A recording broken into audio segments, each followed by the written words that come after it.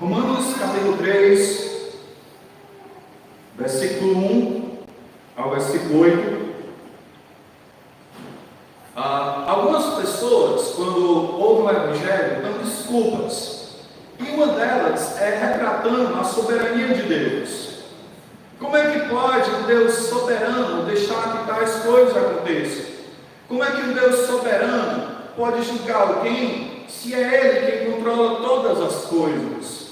Como é que um Deus soberano pode julgar o mundo e ser justo? Era essa a indagação aqui, as objeções que os judeus vão levantar contra Paulo. Vamos ler aí, Romanos capítulo 3, versículo 1 diz assim: qual é, pois, a vantagem dos judeus? Ou qual é a utilidade da circuncisão? Muitas, sobre muitos aspectos, principalmente porque aos judeus foram confiados os oráculos de Deus. E daí, se alguns não creram, a infidelidade de Deus virá desfazer a infidelidade,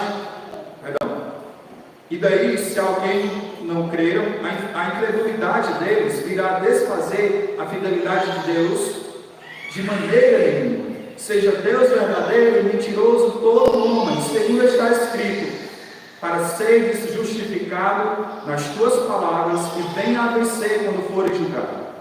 Mas, se a nossa injustiça traz à lume a justiça de Deus, que diremos? Porventura será Deus injusto em aplicar a sua ira? Falo como homem. Certo que não. Do contrário, como julgará Deus o mundo? E se por causa da minha mentira fique em relevo a verdade de Deus, para a sua glória, porque sou eu ainda condenado como pecador? E porque não dizemos, como alguns caluniosamente afirmam que dizemos, pratiquemos o mal, para que venha deles. A condenação deles é certa. Vamos orar ao nosso Deus. Senhor Deus, obrigado a Ti por Tua palavra, que ela, Deus, seja clara no nosso entendimento, que Teu Espírito Santo haja, Deus, no nosso meio, nos trazendo entendimento da Tua palavra, e apliquemos ela, Deus, às nossas vidas, em nome de Jesus. Amém. Pois bem, irmãos, nós estamos diante da carta de Romanos, que Paulo escreveu como objetivo de levá-lo a arrecadar fundos financeiros para a sua viagem missionária na Espanha. E ele expõe do versículo 1 ao versículo 15 sobre o que é o Evangelho. E o versículo 16 e 17 é a centralidade e é o tema da carta aos Romanos. Que Paulo ele não se envergonha do Evangelho, porque o Evangelho é quem vai salvar o homem da condenação. Por isso que ele está disposto a pregar o Evangelho nos confins da terra, que era a Espanha naquela época. Ele sabia que os espanhóis precisavam ouvir o Evangelho, porque primeiro a gente viu que Deus ele se revelou à humanidade gentílica. Ele se revelou através da natureza, mas essa humanidade preferiu seguir os seus próprios deuses em vez de se curvar diante de Deus.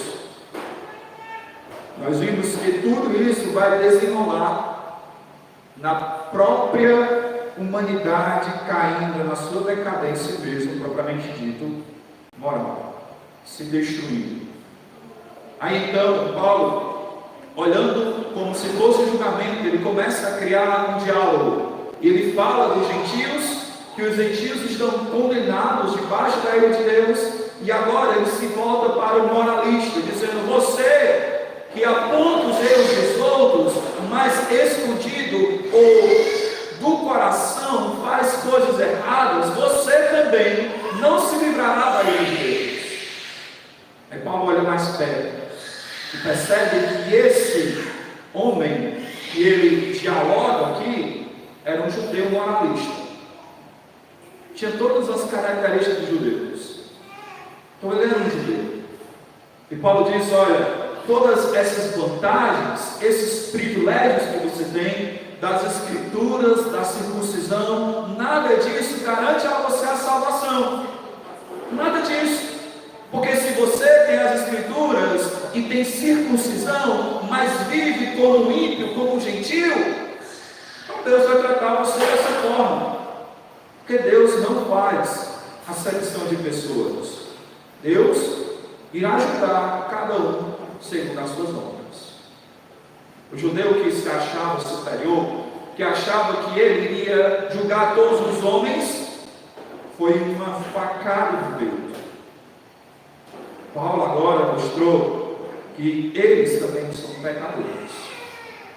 E agora, diante desse julgamento, tanto diante do gentio como do judeu, esse judeu começa a fazer perguntas.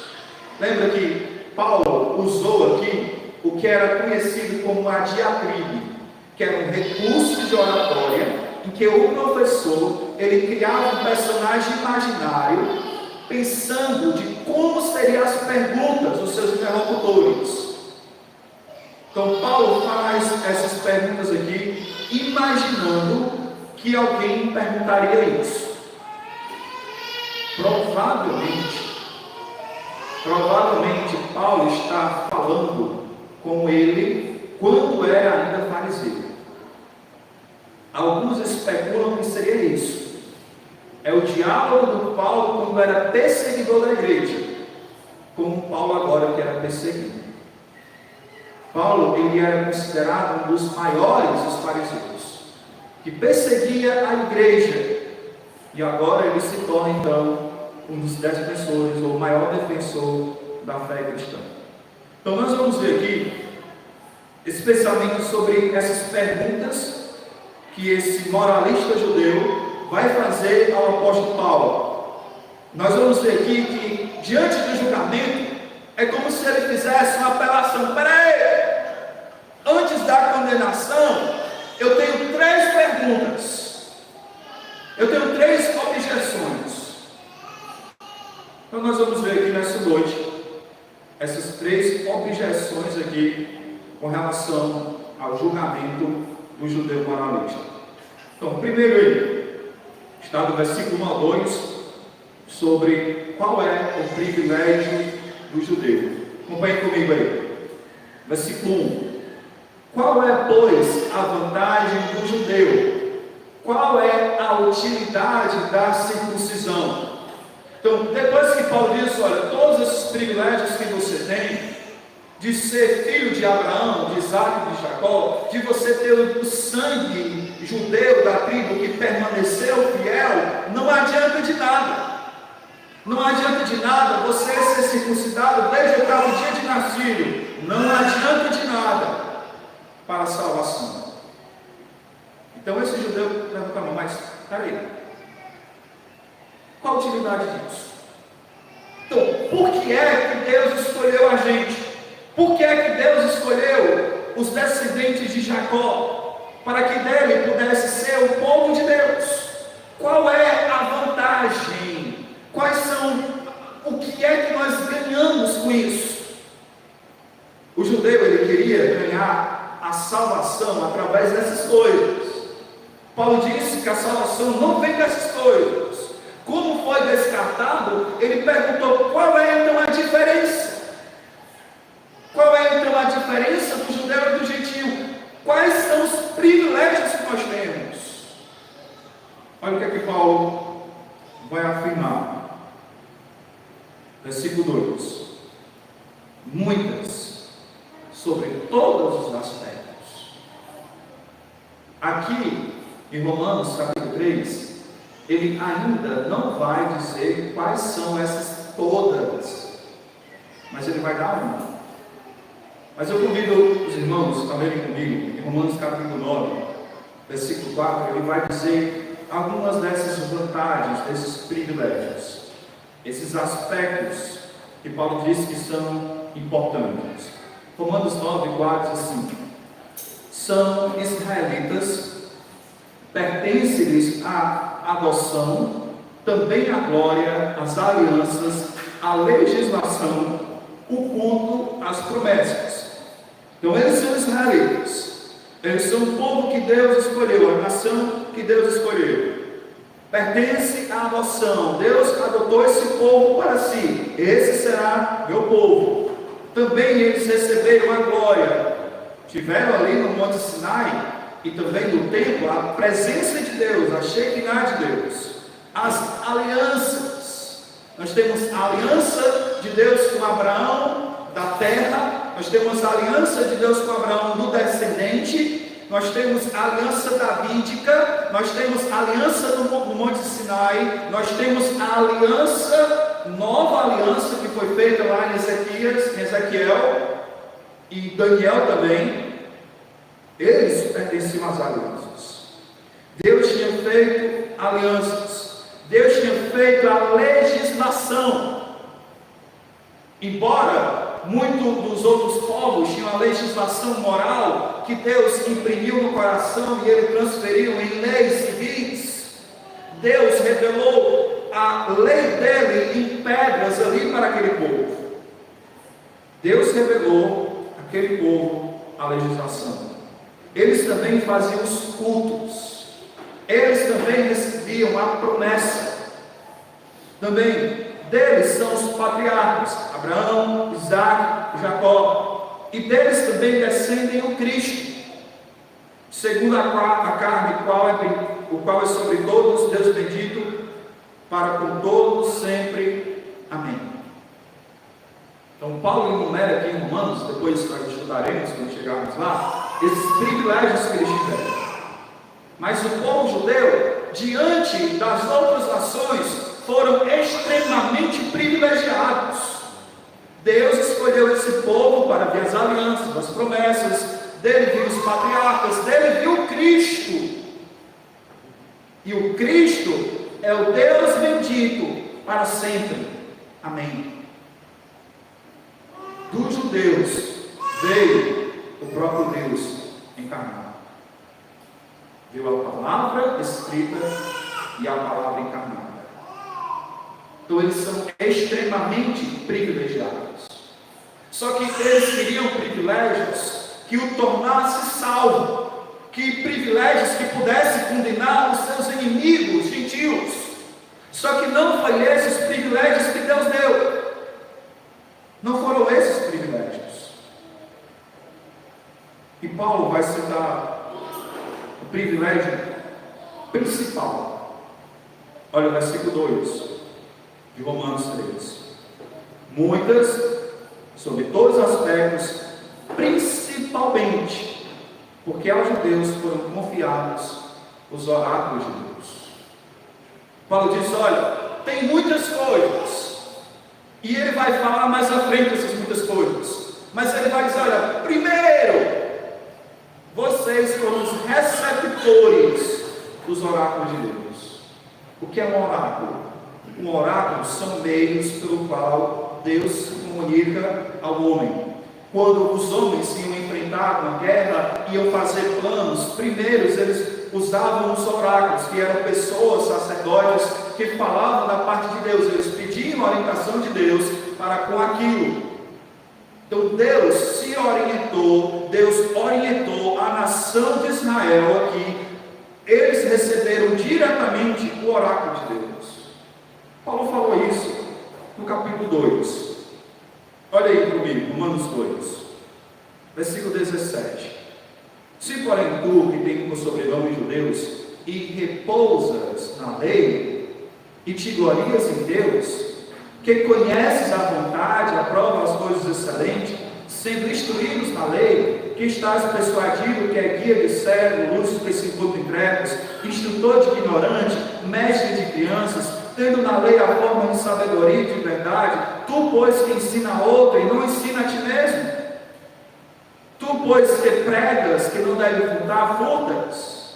E ele continua dizendo e mostrando então que o judeu tinha conhecimento disso. O judeu tinha o conhecimento que a eles foi confiada a palavra de Deus. Eu quero que você perceba que ter a palavra de Deus em suas mãos é um grande privilégio. Talvez você ache, como esse judeu moralista, que menospreza as Escrituras, que deixa de lado o que você tem, que Deus usou cerca de 40 homens, um período de quase 1.500 anos, para trazer a palavra dele. Homens que morreram por essa palavra. Homens que hoje ainda morrem, que não podem ter acesso a essa palavra. E Paulo mostra aqui para os judeus que ter a palavra de Deus consigo é um grande privilégio. Agora eu pergunto, você tem valorizado isso? Você tem valorizado as Escrituras? Será que as Escrituras, é como cantamos essa noite, é mais desejável do que ouro, mais do que muito ouro depurado? Será que as Escrituras de fato têm valor na sua vida? Ou você negligencia isso? Valorizar as Escrituras é ler ela, é meditar nela, é aplicá-la na sua vida. Valorizar as Escrituras é prestar atenção na pregação. Isso é valorizar as Escrituras. Paulo mostra a importância das Escrituras. E esse era o privilégio que os judeus tinham. Salmo 147 diz: mostra a tua palavra para Jacó, as leis e seus preceitos a Israel. Não faz assim com nenhuma outra nação, todas ignoram os seus preceitos. Israel foi privilegiado para eles receberem a palavra de Deus. Vocês são privilegiados por ter a palavra de Deus. Portanto, valorize isso. Eu não sei se você já pesquisou sobre isso, mas tem irmãos na China, na Coreia do Norte, em países islâmicos, que eles não podem ter acesso ao que você tem nas suas mãos nessa noite. Para que a Bíblia chegue até eles, é preciso que haja um contrabando de Deus. Que homens entregam a sua própria vida à morte para levar a palavra de Deus escrita a esses homens. Tem pessoas nesses países que valorizam tanto a palavra de Deus, que escrevem de uma maneira mais não tão clara, para que não seja pego, mas ele escreve de uma maneira enigmática a palavra de Deus, para que eles se lembrem que aquilo dali é a palavra de Deus. Quando chega então a polícia desses países, eles escondem as Escrituras, porque eles têm medo de serem mortos por portar as Escrituras. Sabia que tem países que você pode morrer por segurar uma Bíblia? Você tem ela livremente. Eles valorizam muito mais do que nós. Valorizemos o que nós temos. E tenhamos amor verdadeiro para com as Escrituras. Paulo, então, imagina esse interlocutor aqui, moralista judeu. Esse moralista judeu então faz outra pergunta. Paulo, tem mais uma pergunta. Ele continua, versículo 3. E daí, se alguns não creram, a incredulidade deles virá desfazer a fidelidade de Deus? Paulo, se esses homens, se nós não cremos, nós somos infiéis, mas Deus, Ele vai se tornar infiel por causa da nossa infidelidade? Deus vai deixar de cumprir as promessas dele, porque nós pecamos contra Ele, Paulo? Olha a ousadia desse mundo. Começando a questionar a moralidade de Deus. Às vezes é assim, quando um homem é encurralado com as verdades bíblicas, ele começa a dar desculpas e começar a culpar Deus. É isso que aconteceu desde o Éden. Quando Adão foi pego ali diante do pecado, ele começou a dizer: Senhor, olha, foi a mulher que o Senhor me destes. Começa a culpar Deus. Diante da realidade do pecado que o homem comete voluntariamente, ele mesmo quis cometer aquilo, mas ele quer culpar Deus pelo ato que ele fez. Assim é o velho homem Adão, lançando a culpa a quem não era o culpado. Ele começa a falar sobre Deus ser infiel. Olha a resposta de Paulo. Versículo 4. De maneira nenhuma. Essa palavra aqui que Paulo escreve, tanto no versículo 4, como no versículo 6, é uma palavra enfática. De uma maneira nenhuma, no grego, é megerio, que significa não e não. Aqui a ideia que tem é como se Paulo dissesse uma expressão nem um anos, jamais. É como alguém diz para aquela pessoa, não de forma nenhuma. Paulo diz aqui, para alguém que poderia perguntar isso, esse judeu moralista diz, de forma nenhuma, de jeito nenhum. Deus não é infiel em hipótese nenhuma. Versículo 4 continua dizendo, seja Deus verdadeiro e mentiroso todo mundo. Diante do juízo de Deus, Deus é correto, o homem é incorreto. Deus é fiel, o homem é infiel. Deus permanece o mesmo. Deus jamais muda. Nós devemos entender sobre isso, que Deus ele tinha prometido bênçãos ao povo judeu, aos israelitas. Deuteronômio capítulo 28, versículo 1 a 3, ele vai mostrar algumas dessas promessas que Deus fez. Olha aí, versículo 1 diz assim, se atentares e ouvires a voz do Senhor teu Deus, tendo cuidado de guardar todos os seus mandamentos que hoje te ordeno, o Senhor teu Deus te exaltará sobre todas as nações. Se ouvires a voz do Senhor teu Deus, virão sobre ti e te alcançarão todas as bênçãos. Benditos serão a tua cidade, bendito será o campo. Então ele começa a falar sobre essas bênçãos. Vocês, se obedecerem os mandamentos, serão abençoados. Vocês não serão caudas, mas serão cabeças. Você será a nação mais próspera. Deus havia prometido essas coisas. Deus havia prometido grandes coisas a Israel.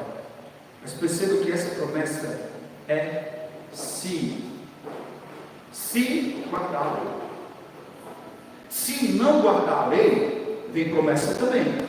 Olha, versículo 15.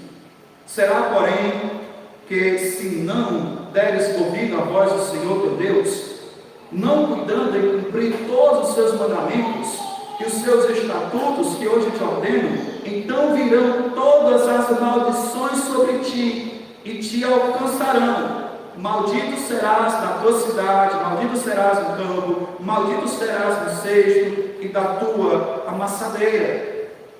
Se você obedecer, você vai provar do melhor dessa terra. Se você desobedecer, castigo virá sobre vocês. Então, esse questionamento do judeu moralista, se nossa incredulidade desfez a fidelidade de Deus, era o contrário ao que o Senhor prometeu. Quando o Senhor lança aquele que foi contra a lei dele no inferno, ele permanece fiel. Porque foi isso que ele falou. Se você desobedecer, virá castigo. Se você obedecer, vai provar do melhor. Então, a questão, irmãos, quando nós passamos por algumas coisas e questionamos a fidelidade de Deus, primeiro, nós não temos nenhum privilégio diante de Deus sobre isso. Deus não é obrigado a fazer a minha vontade. Deus não é obrigado a fazer o que eu quero que Ele faça na minha vida. Quem é Deus é Ele e não sou eu. E quando eu recebo castigo por algo que eu fiz, então eu sou merecedor daquilo. E Deus permanece fiel. Deus permanece bom. Quando nós não recebemos o que nós merecemos,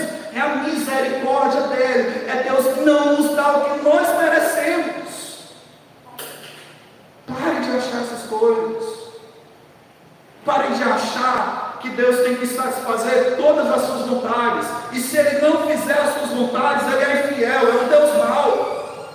Deus não tem que fazer a sua vontade. Deus não tem. E Ele não fazendo a sua vontade, Ele permanece fiel a Deus. Permanece sendo Deus. E Paulo vai basear esse raciocínio nas Escrituras. E também Romanos capítulo 9, versículo 6 diz: e não pensamos que a palavra de Deus haja falhado, porque nem todos de Israel são de fato israelitas. Deus cumpriu a promessa também com o seu povo, com Israel, mas quem era verdadeiro Israel de Deus.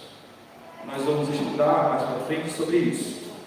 Dentro dos judeus, dentro dos israelitas, tinha os descendentes físicos de Abraão, Isaac e Jacó, e tinha também esses que criam na mesma fé de Abraão.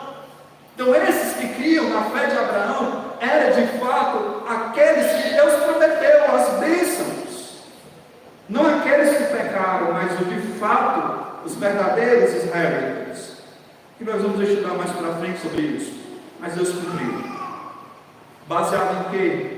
Salmo 54, 51, 4, que é o trecho que Paulo recita aqui, quando diz: para serem justificados na tua palavra e venha a vencer quando fores julgado. É uma citação que Paulo faz do Salmo 51, versículo 4, quando diz: pequei contra ti somente, e fiz o que era mal perante os teus olhos, de maneira que serás tido por justo no teu falar e puro no teu julgar. Esse salmo aqui foi escrito quando Davi tinha pecado com Batseba, e Natã foi à presença de Davi e disse: olha, Davi, você foi esse homem mau. Você foi esse homem mau. E Davi disse: eu pequei contra ti, o Senhor é justo em punir o pecado. O Senhor é justo. Portanto, irmãos, nós devemos nos quebrantar quando a justiça de Deus é aplicada a cada um de nós. Devemos nos quebrantar.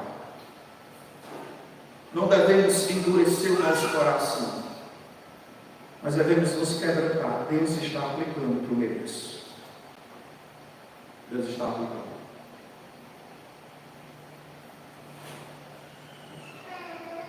Terceira objeção. Essa objeção aqui é bem enigmática, que é bem difícil de se entender. Paulo, até então, ele vê isso, e agora parece que Paulo está falando diretamente contra alguns dos que se levantavam contra ele ali, naquela época. Havia vários judaizantes que perseguiam o ministério de Paulo.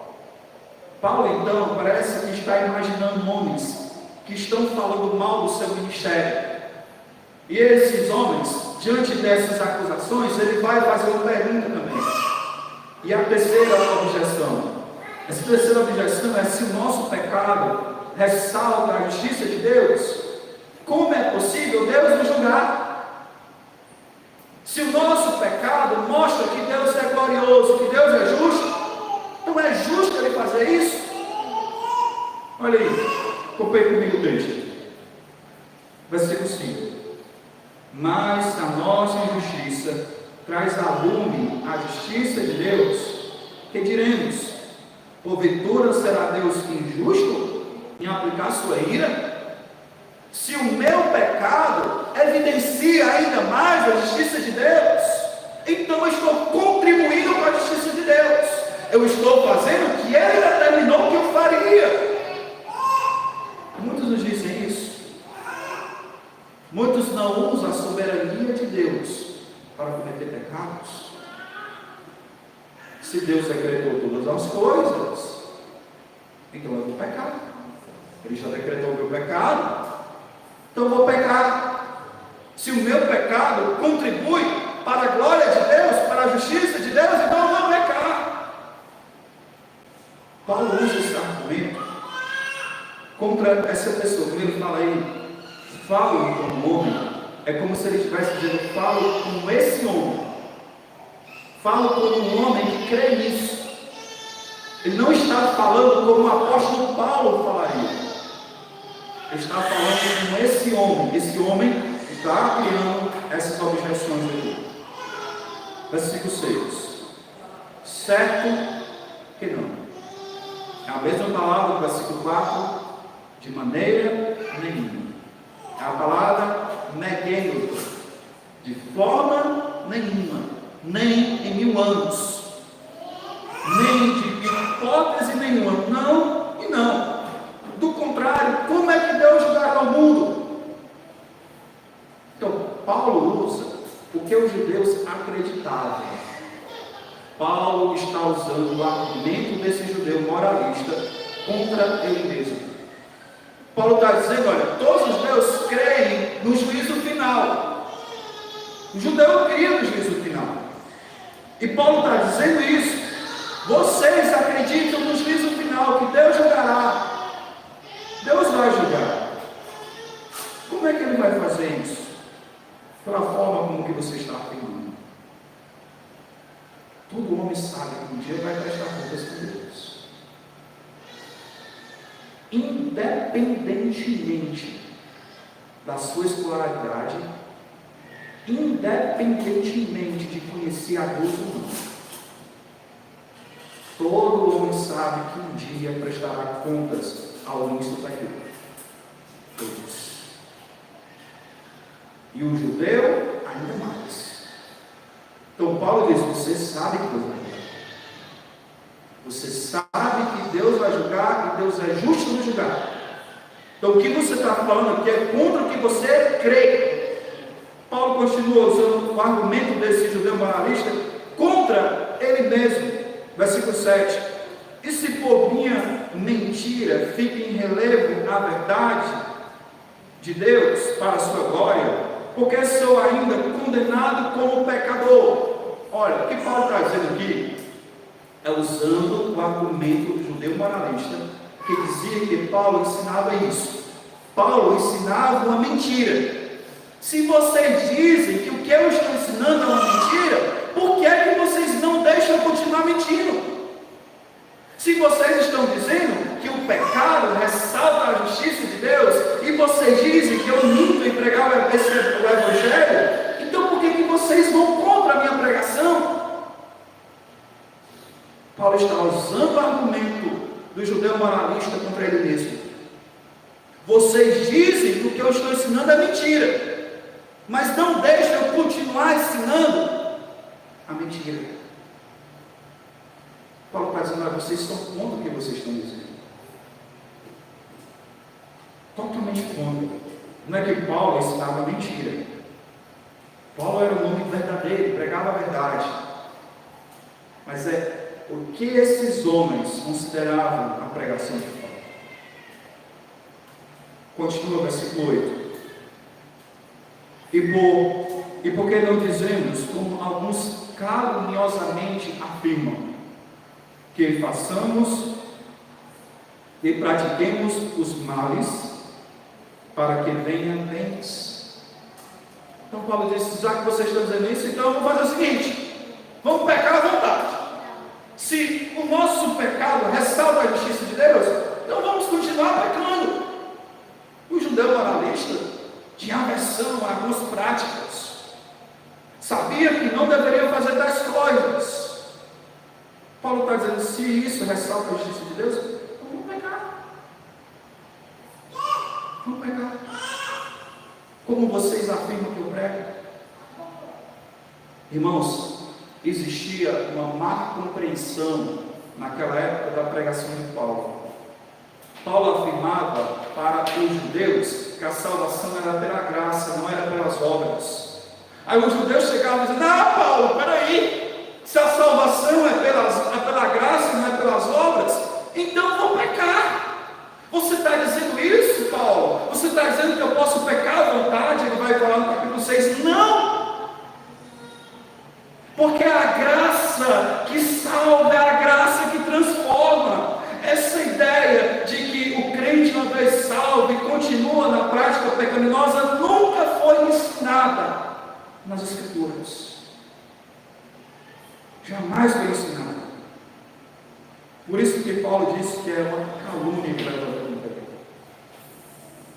Estava usando a pregação da graça para que falasse coisas que Paulo não ensinou. Ele sabia.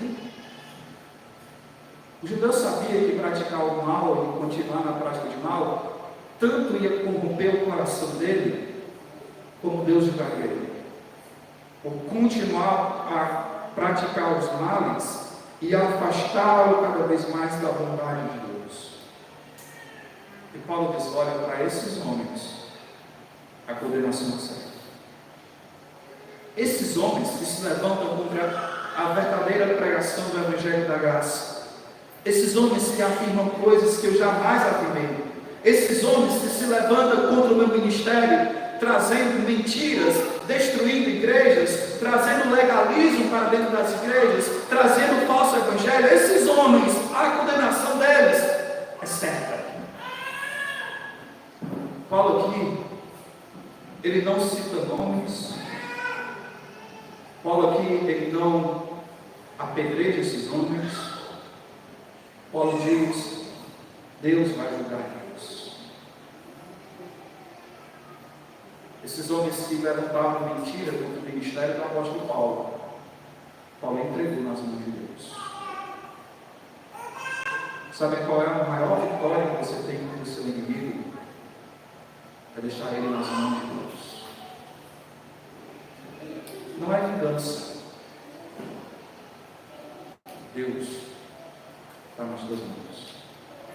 É isso que ele vai ensinar, ele pratica aqui, ele vai ensinar no capítulo 12. Romanos 12 e 19 diz assim: não vingueis a vós mesmos, amados, mas dá lugar à ira, porque está escrito: a mim pertence a vingança, e eu retribuirei, diz o Senhor. Paulo lança sobre Deus: Senhor, estão me difamando, assim como os salmistas faziam. Senhor, estão se levantando contra o meu ministério. Estão nas tuas mãos, Deus. Se alguém se levantar contra você, coloque nas mãos de Deus. Você não precisa se revidar, você não precisa se vingar, você precisa colocar Deus, e Deus vai agir. Eu quero encerrar nessa noite trazendo algumas considerações. 4 considerações finais. A primeira consideração é que o homem se opõe contra o julgamento de Deus. Quando a gente fala sobre condenação, ou o homem foge, ou não quer ouvir, ou se levanta contra. Uma vez que ele percebe que ele é condenado diante de Deus, ele se opõe a isso. Ele começa a falar da justiça de Deus. Começa a falar de pessoas que vivem na África e estão merecendo sem comida. Crianças que foram assassinadas. Começam a desculpar. Uma vez que o homem peca e não ama o seu próximo, ele acha que tudo é culpa de Deus. Começa a trazer a culpa para aquele que o criou. O homem é perito em dar desculpas, em lançar a sua culpa para quem não é culpado. O homem faz isso, se opõe ao julgamento de Deus. Segundo, os privilégios exigem prestação de contas. Como dizia o tio Ben, né? Com grandes poderes tem grandes responsabilidades. Nós temos muitos privilégios. Nós temos a Bíblia em nossas mãos. Nós temos tempo livre para orar quando quisermos. Nós temos livre acesso para chegar aqui na igreja e adorar a Deus sem que passe por uma alfândega para uma polícia que não nos permita estarmos aqui reunidos nessa noite. Nós temos muitos privilégios. Nós podemos abrir as nossas bocas e cantar louvores. Grandes privilégios. O que você tem feito com esses privilégios? O que você tem feito com esses privilégios? Um dia nós estaremos diante de Deus, prestando contas por tudo que nós recebemos dele, de como nós usamos o que ele nos deu. Não para a condenação, mas para a recompensa do servo fiel, ou da vergonha do servo fiel. Como nós temos usado os privilégios que nós temos. Terceiro, devemos valorizar as Sagradas Escrituras, lendo, estudando, meditando e aplicando. Esse texto aqui, de Romanos 3, 1 a 8, de acordo com a maioria dos estudadores de Romanos, diz que esse texto é o texto mais difícil. E às vezes na Bíblia a gente vai encontrar textos difíceis, que nós precisamos ler, ler outras passagens paralelas, para que nós a compreendamos. Deus requer de nós que escavemos cada vez mais, estudando as Escrituras, que a Bíblia não seja um amuleto na sua casa, que a Bíblia não seja um objeto decorativo na sua estante, mas que ela seja lida, estudada, meditada e aplicada à sua vida. Pois ela apenas como um objeto não tem utilidade nenhuma. Ela não é vivida, ela é o poder de Deus transformador. Valorize as Escrituras.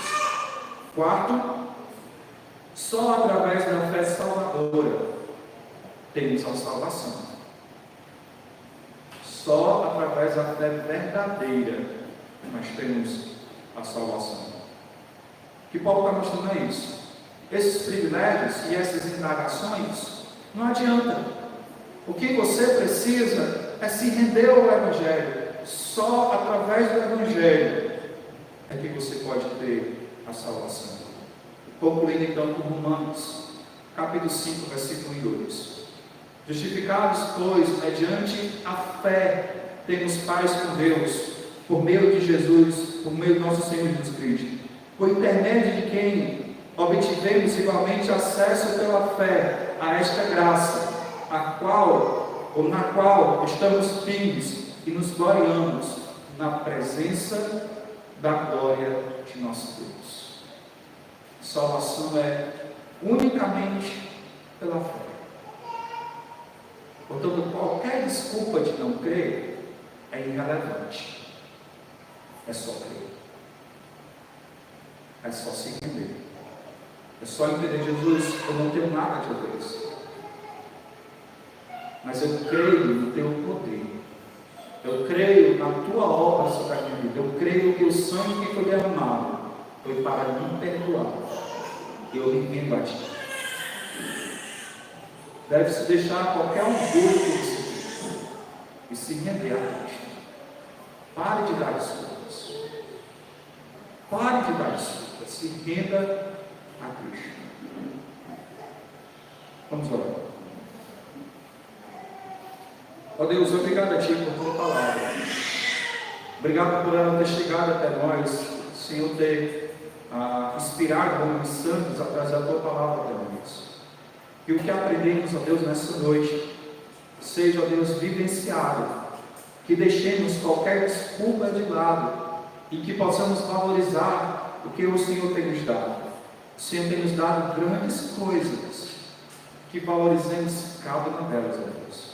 E deixemos de dar desculpas para dizer, que entreguemos a nossa vida perante o teu altar, Deus. Em nome de Jesus. Amém.